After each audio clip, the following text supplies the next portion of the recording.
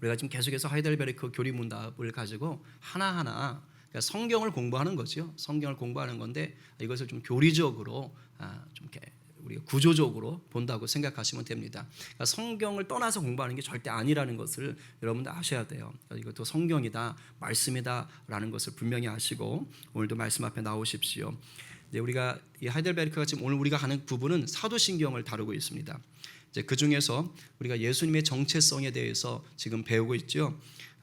네 가지를 얘기한다고 했습니다. 그래서 예수, 그다음에 그리스도, 그다음에 외아들, 그리고 주. 이제 사도신경에 이렇게 나옵니다. 네, 앞서 우리가 두 시간에 걸쳐서는 예수와 그리스도에 대해서 살펴봤습니다. 이제 오늘은 나머지 두 개, 외아들과 주님이죠. 이 주에 대해서 알아볼 겁니다. 우리 주님께서 우리의 길을 활짝 열어주시고 그래서 우리가 바른 지식 위에서 깊고 견고한 믿음을 세워가게 될 줄로 믿습니다. 아멘이에요. 먼저 예수님을 외아들이라고 하는 것에 대해서 좀 살펴보겠습니다. 사도신경에는 예수님에 대해서 하나님의 이제 외아들이라고 표기를 하고 있습니다. 천지를 만드시는 하나님 아버지 믿사오며 그 외아들 우리 주 예수, 그렇죠? 그 외아들 우리 주 예수 그리스도를 이렇게 나가죠. 그래서 외아들이라고 표기하는데 그런데 우리가 이제 보통 보고 있는 개역개정 성경을 보게 되면 거기에는 예수님을 일컬어서 외아들이라고 하는 단어가 안 나옵니다. 그러니까 외아들이라는 단어가 나오긴 나와요. 근데 예수님과는 상관없어요. 개역개정에는 외아들이라는 단어 대신에 어떤 단어가 있냐면 우리가 잘 아는 독생자라는 단어가 나옵니다. 그리고 외아들이라는 단어가 예수님에게 쓰인 건 어디냐? 새번역 성경에는 외아들로 번역을 해놨어요. 하지만 우리가 보통 알고 있는 것은 이제 독생자로 이제 알죠. 근데 여러분 생각에 한번 묻겠습니다. 이 독생자라는 번역이 더 나은 것 같습니까? 아니면 하나님의 외아들이라고 하는 번역이 더 나은 것 같습니까? 뭐 성경에 둘 다 있으니까 다 좋겠지요. 뭘 귀찮아요. 근데 번역이라는 것 자체도 사실은 신학이거든요. 다 그런 게 들어가는데 그냥 우리가 얼핏 생각할 때는 사실 일상생활 속에서 독생자라는 말 쓰나요? 안 써요. 그죠? 외아들이라는 말을 많이 쓰죠. 그리고 독생자라는 말은 안 쓰고 대신 독자라는 말을 쓰죠. 뭐 3대 독자다, 4대 독자다 이런 독자라는 말을 써요. 그러니까 우리가 살아가는 일상을 볼 때는요. 이 독생자라는 말은 굉장히 어색한 말입니다. 그냥 외아들, 독자 이런 말이 훨씬 편한 표현이에요. 그러니까 번역을 외아들이라고 한 게 잘한 것처럼 느껴질 수가 있습니다. 그러나 성경이 기록된 의도대로 즉 신학적인 의미로 본다면 우리나라 말로 할 때요. 이 외아들보다는 독생자가 더 적절한 표현이에요. 그게 더 원문을 의도를 밝히는 겁니다. 왜냐하면 우리나라 말로 외아들이라고 할 때는 독생자라고 표현하는 것보다 더 넓은 의미가 확 들어와 버려요. 일단은 우리가 외아들 할 때 외아들의 뜻이 뭐지요? 자식이 아들 하나뿐이다 할 때 일단 무조건 외아들이 돼요. 근데 그거 말고도 외아들을 쓰는 경우가 있어요. 뭐지요? 딸들이 있어도 아들이 하나면 외아들이라 그래요. 그렇게 씁니다. 국어 사전에도 나와요. 그렇게 쓰는 겁니다. 그러니까 외아들 하면 이 또 다른 의미가 들어오는 거예요. 그리고 독자라는 것도요. 이 독생자하고는 다른 표현입니다. 왜냐하면 우리가 3대 독자, 4대 독자 할 때도 역시 이게 아들을 강조하는 표현이에요. 그러니까 딸들이 있어도 아들만 있으면 뭐 1대, 2대, 3대 걸쳐서 뭐 딸들이 아무리 나와도 계속 아들이 하나씩만 나오면 다 독자라는 표현을 쓰게 되는 것입니다. 심지어 이런 경우도 아들이 뭐 둘, 셋 있다가 뭐 안타깝게도 아들이 이제 먼저 다 갔어요. 죽었어요. 그리고 하나만 남았잖아요, 아들이. 그래도 독자라는 표현을 써요. 그러나 독생자라는 말은요. 오직 기독교에서만 사용하는 단어입니다. 독생자는 기독교에서만 사용하는 거예요. 이 말은 무슨 뜻이 있느냐? 성부 하나님께서 유일하게 낳으신 아들이란 뜻이에요. 성부 하나님께서 유일하게 낳으신 아들. 그러니까 딸도 없고 뭐 일찍 죽은 다른 아들도 없다. 아예 그런 여지 자체를 우리의 생각 속에 두지 않는 거예요. 처음부터 아예 아들 한 명인 거예요. 그게 독생자인 겁니다. 그래서 되게 감사하게도 우리나라 이제 국어 사전 중에 최고 사전은 국립국어연구원에서 만든 표준국어 대사전이에요. 뭐 많은 사전들이 있지만 그게 기준입니다. 가장 큰 거고. 근데 거기에 독생자를 딱 치면 뜻이 딱 하나예요. 기독교에서 말하는 예수 그리스도. 물론 거기에 이제 설명하다 보니까 외아들이라는 단어가 들어가긴 하지만 다행히 다른 뜻이 없어요. 그러니까 달리 말하면 우리나라에서는 독생자라고 할 때는 어디에서만 쓰는 단어다? 교회에서만 쓴다라는 것이 감사하게도 국어사전에도 딱 명기가 되어 있습니다. 왜냐? 저런 특별한 뜻이 있기 때문이에요. 성부 하나님에게서 유일하게 나신 아들이다. 근데 조금 더 우리가 성경을 공부해 보겠습니다. 근데 이 독생자라는 게 아까 제가 개역개정 성경에만 나온다 했는데 그런데요, 다 나오진 않아요. 어디에만 나오냐면 사도 요한이 쓴 요한복음하고 요한 1서에만 나옵니다. 신기하죠? 그러니까 사도 요한이 쓴 말에만 있어요. 다른 신약 성경, 공간복음이라든가 뭐 바울 서신이라든가 여러 다른 신약 성경에 보면 그냥 하나님의 아들이라고만 해요. 외아들이라는 표현을 쓰지 않습니다. 자, 그럼 우리가 이런 생각을 해볼 수 있어요.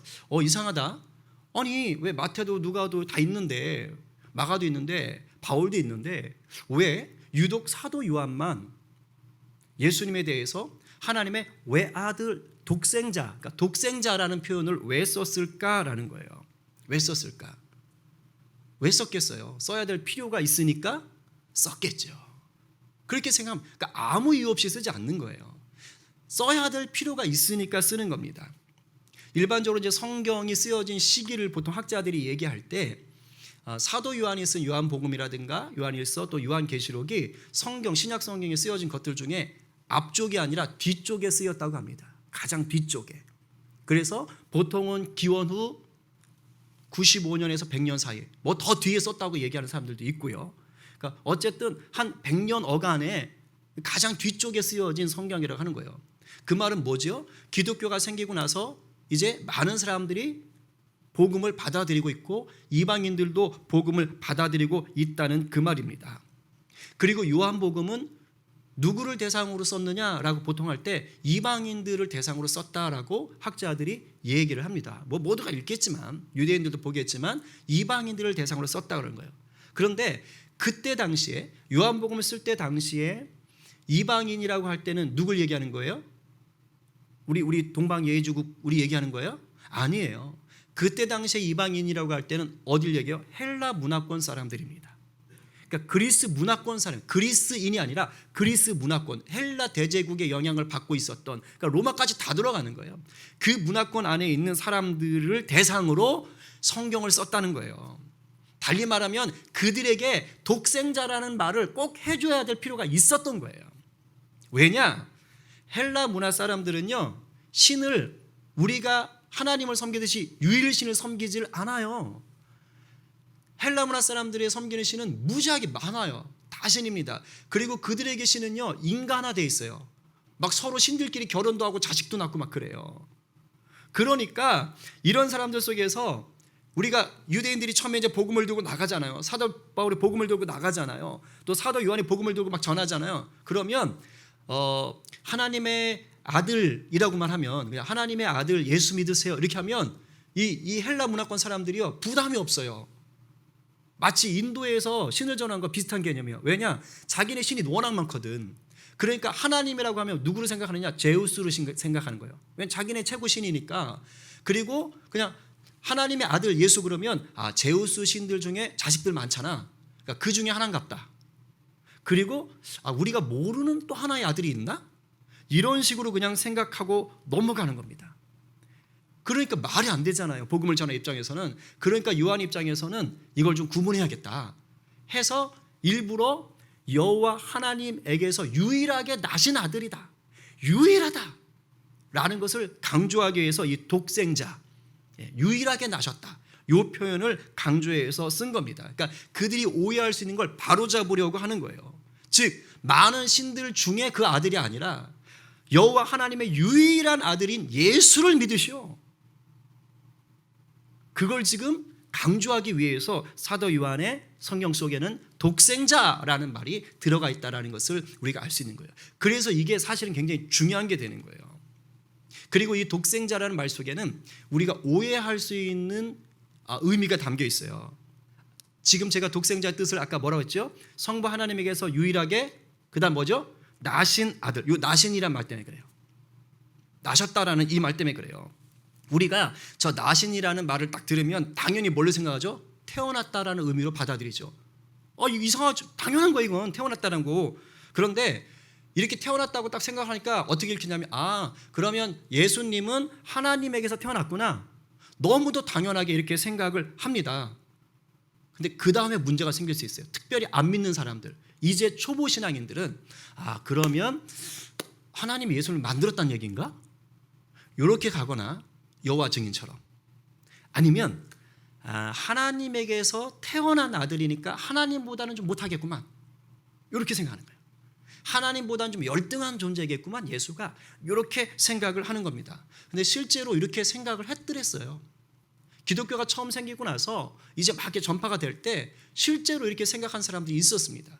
그래서 이게 지금 뭔가 논쟁이 되는 거예요. 싸우는 거예요. 진짜 신학이 뭐냐를 가지고 싸우는 거예요. 그래서 이렇게 생각한 사람들은 다 이단이 됐어요. 그게 이제 아리우스가 대표적인 겁니다. 여기서 나셨다라는 말은요, 잘 들으세요. 우리가 자녀를 출산한다라는 그런 상황을 얘기하는 게 절대 아닙니다. 이걸 좀 공부하셔야 되는 거예요. 예수 그리스도가 성부 하나님에게서 나셨다라는 이 말은요, 시간이라는 것이 창조되기 이전의 일이에요. 잘 생각하세요. 시간이라는 게 아예 창조되기 이전에, 창조 이전에 있었던 일입니다. 시간이 창조된 이유를 사는 우리들은, 지금 우리는 시간에 따라 살잖아요. 시간이 창조된 이유를 사는 우리들은요, 자식이 먼저 있을 수 없죠.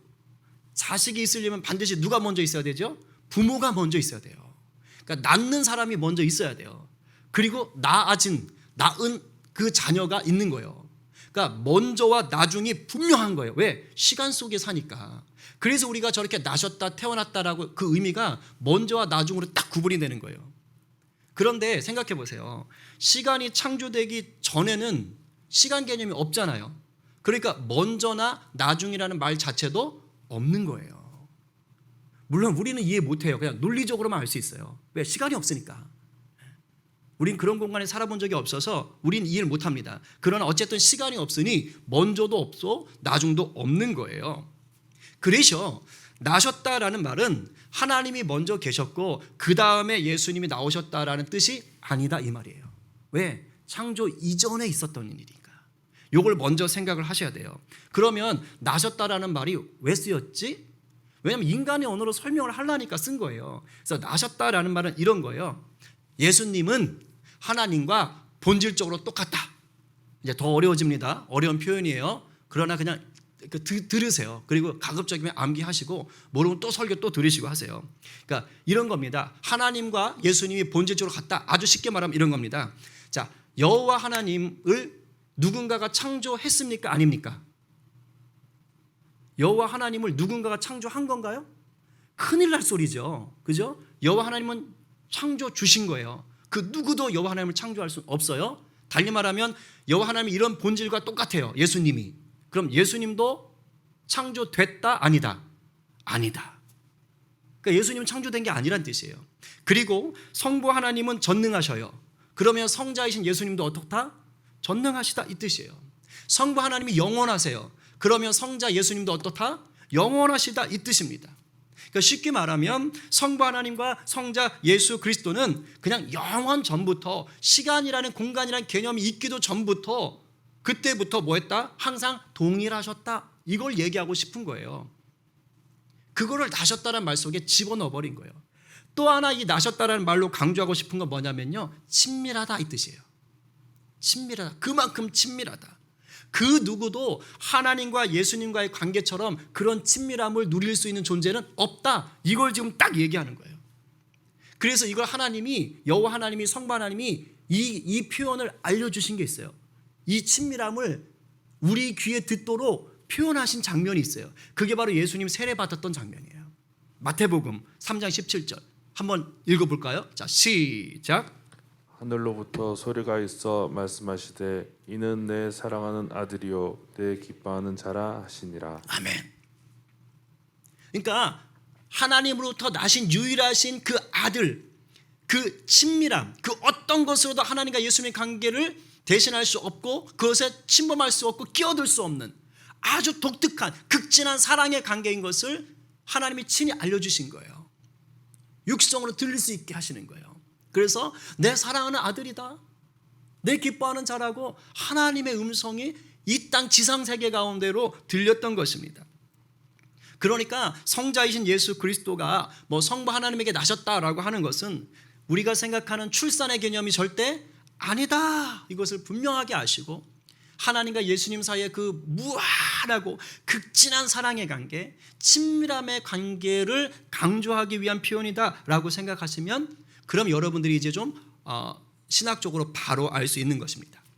그래서 우리들도 하나님의 자녀들이라고 그러죠. 그런데 우리를 보고 하나님의 독생자라고는 안 하잖아요.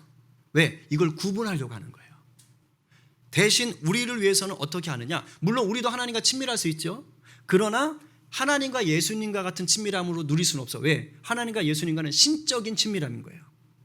우리가 하나님과 친밀하고 예수님과 친밀한 건 그 관계가 아니에요. 창조주와 피조물 간의 친밀함입니다. 그래서 이 차이를 구분하기 위해서 성경은 어떻게 말하냐면 우리가 입양되었다라고 표현하는 거예요.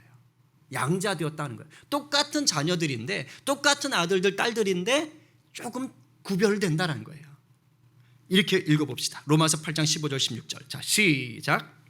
너희는 다시 무서워하는 종의 영을 받지 아니하고 양자의 영을 받았으므로 우리가 아빠 아버지라고 부르짖느니라. 성령이 친히 우리의 영과 더불어 우리가 하나님의 자녀인 것을 증언하노니. 15절에 뭐래요? 우리가 하나님을 아빠 아버지, 아빠 아버지에서 이 아빠 아바 이거는요 아주 친밀함의 표현이거든요. 아기들이 아빠 이렇게 하는 것도 그러니까 공식적이 아니고 친밀함을 더 극대화시키는 말이라고요.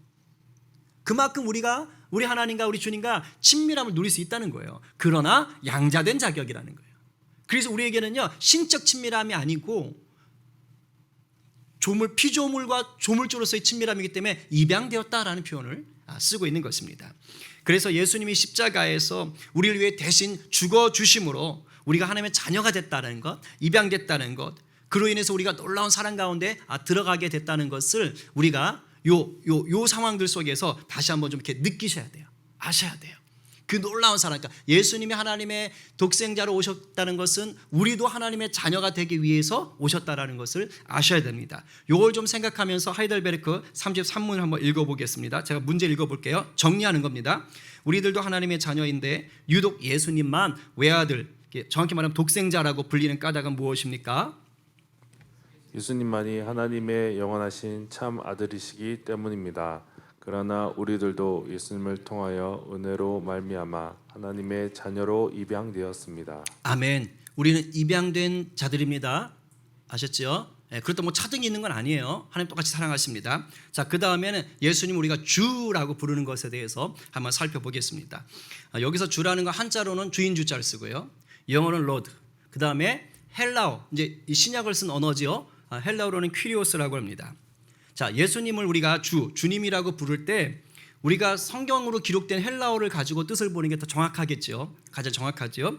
근데 이 퀴리오스, 헬라어 퀴리오스를 보면 어떤 내용을 담고 있느냐, 어떤 뜻이 있느냐, 주인이다, 법적인 보호자가 된다, 또 통치자가 된다, 이런 뜻을 담고 있습니다. 그러니까 하나님의 독생자 예수 그리스도를 내가 주라고 부른다, 우리 주님이라고 부른다, 퀴리오스라고 부른다, 그러면 어떤 의미를 담고 부르는 겁니까?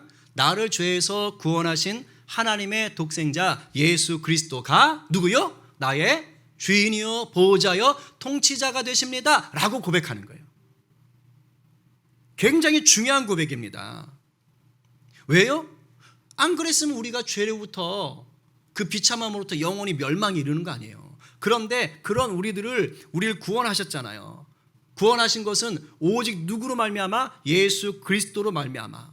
그래서 우리가 예수 그리스도를 영접할 때 하나님의 자녀가 되는 것이고 그분을 내가 주인으로 고백할 때 그 구원을 받아서 내가 누리게 되는 거예요.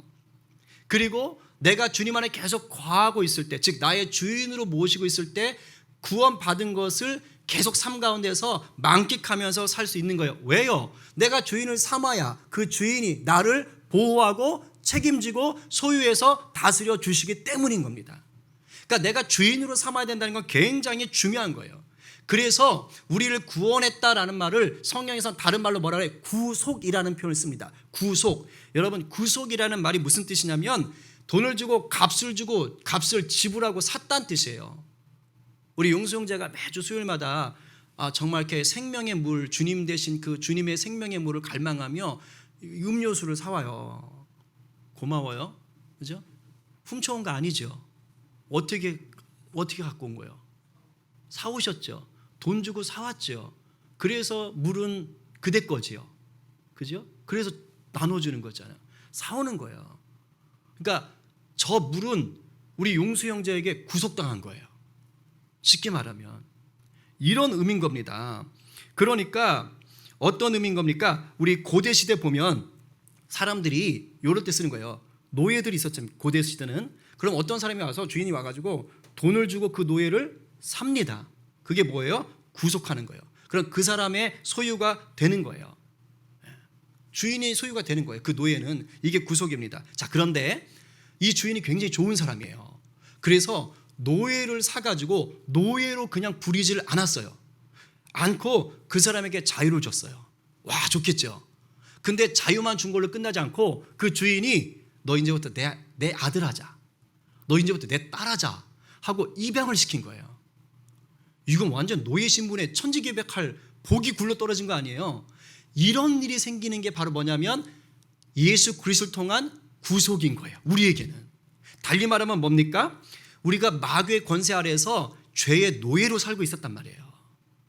그렇게 살고 있었는데 그것을 하나님이 어떻게 하신 거예요? 예수 그리스도를 보내셔서 십자가에 달리게 하셔서 그 피로 값을 주고 우리를 사시는 거예요.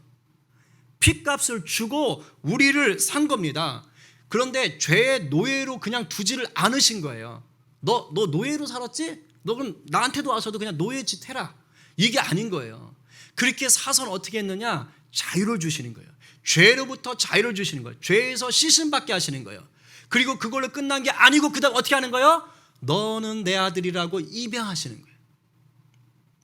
이게 바로 뭡니까? 하나님의 구속인 거예요. 값주고 산다는 의미를 신학적으로 우리에게 적용할 때는 이 놀라운 의미가 들어오는 것입니다. 그래서 우리를 자녀 삼아서 우리에게 상속권까지 주는 거예요. 하늘의 복을 누릴 자로 우리를 세워주시는 겁니다. 할렐루야. 이것이 바로 구원의 역사이시고 이것이 바로 우리가 주님으로 섬겨야 될 이유가 되는 거예요. 그러니까 어떻게 사는 게 당연한 거예요? 우리를 사서 자녀 삼아주신 분을 위해서 살아야죠. 그게 똑바로 사는 거죠. 그게 바로 뭐예요? 예수 그리스도를 주인으로 모시고 사는 거예요. 그러니까 내가 성도로서 구원받은 자로서 살아간다는 게 뭐냐면 예수님을 주로 부르면서 산다는 거예요. 내가 예수님을 주로 모시고 산다는 것입니다.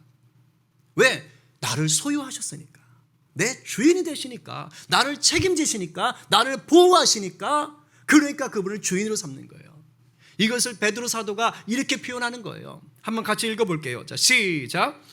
너희는 택하신 족속이요 왕같은 제사장들이요 거룩한 나라요 그의 소유가 된 백성이니 이는 너희를 어두운 데서 불러내어 그의 기이한 빛에 들어가게 하신 이의 아름다운 덕을 선포하게 하려 하심이라. 아멘. 어두운 데서 살았다는 게 뭐예요? 마귀의 권세, 죄의 노예로 살았다는 거예요. 근데 예수 그리스도를 통하여서 우리를 값주고 사셨다는 거예요. 소유했다는 거예요. 그래서 하나님의 소유된 백성으로 붙잡았다는 거예요. 이유는 뭐예요? 하나님의 아름다운 덕을 선포하라고요.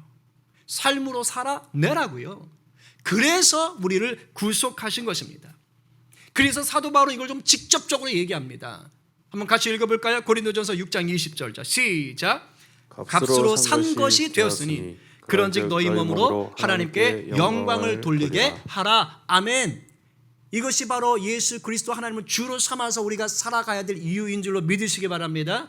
이걸 생각하면서 하이델베르크 요리문답 34문에 대해서 한번 답을 해봅시다. 제가 먼저 문을 읽을게요. 예수님을 우리 주라고 부르는 까닭은 무엇입니까? 예수님께서 금이나 은이 아니라 그의 보배로운 피로 우리를 죄와 마귀의 권세에서 해방시켜 주셨고 우리의 몸과 영혼을 당신의 소유로 삼으셨기 때문입니다. 아멘. 우리가 이 소유됨에 기뻐하는 자 되기를 간절히 바랍니다. 이제 슬슬 정리할 건데요. 여러분, 여기 써놨는데 물이 있으니까 이걸 해봐야지. 이거 얼마짜리예요? 1,000원? 비싸다. 자, 요 물이 1,000원이래요. 1,000원 주고 샀어요. 그럼 이 물의 가치는 1,000원어치 가치가 있는 거죠. 그렇죠? 핸드폰 요즘 좀 뭐 이렇게 저 고급 핸드폰은 이제 100만 원 요즘 막 넘어가던데. 자, 그럼 핸드폰을 100만 원 주고 샀어요. 자, 그러면 그 핸드폰은 얼마의 가치를 갖는 거예요? 100만 원의 가치를 갖는 거예요. 자동차를 2천만 원을 주고 샀어요.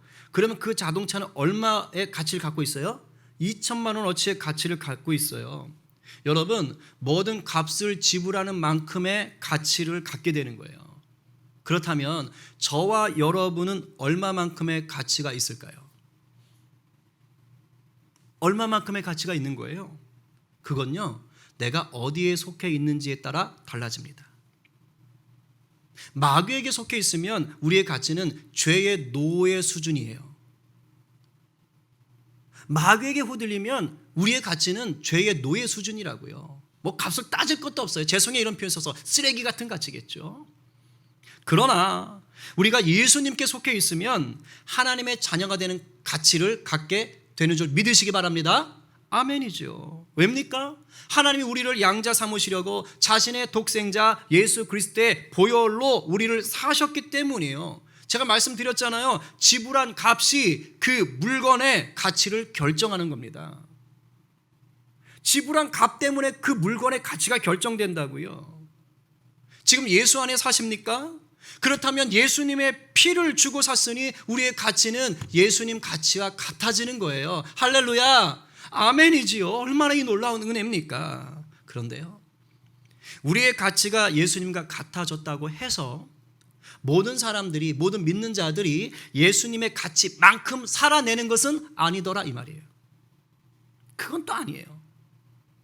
다들 처음에는요, 예수님으로 인해 새롭게 된 자신의 가치를 제대로 누리지 못합니다. 마치 300만 원짜리 고성능 컴퓨터를 샀어요. 근데 컴퓨터를 하나도 모르는 사람이야. 그럼 그 사람은 300만 원짜리 컴퓨터를 사서 300만 원어치 컴퓨터의 성능을 낼 수 있을까요? 없을까요? 없어요. 일단 사서 뭐부터 할까요? 타자 연습만 해. 그러니까 한 달 동안 맨날 300만 원짜리 컴퓨터 켜서 타자 연습만 해. 이러면 300만 원어치의 그 컴퓨터 성능을 못 쓰는 거죠. 그죠? 못 쓰는 거예요. 그러나 그 상태로 머물면 안 되죠. 타자 띄었으면 그 다음에 더 많은 성능들을 알아가야 되는 것이죠. 우리의 삶도 똑같습니다. 우리 역시 우리를 새로운 피조물이 되게 하신 예수님의 가치가 누구의 가치가 되도록? 나의 가치가 되도록, 나의 존재 가치가 되도록 계속해서 애써야 돼요. 이걸 신학적인 용어로 뭐라고 그러냐? 성화라고 그러는 거예요. 성화. 성화의 과정으로 나가는 거예요. 그러니까 진정한 성화, 참된 성화는 뭡니까? 나는 죽고 예수로 주님을 인정하는 거예요. 예수를 주님으로 온전히 인정하며 나갈 때 진정한 성화, 즉 예수의 가치가 내 존재 가치가 되는 겁니다. 예수님이 성부 하나님과 지극한 친밀함을 누렸듯이 우리도 내 안에 주인 되신 예수님과 친밀함을 누리는 그 훈련을 해나가는 것, 그것이 바로 예수의 가치가 내 존재의 가치가 되게 하는 것입니다. 오늘 누가 유일한 나의 구원자가 되시는 독생자 예수 그리스도를 일평생 주로, 퀴리오스로, 로드로 모시겠습니까? 나를 주님의 소유로 내어드리고 주님과 친밀함을 누리며 내가 주님 뜻대로 살겠습니다라고 결단하는 저와 여러분 모두가 되시기를 간절히 축원합니다. 아멘.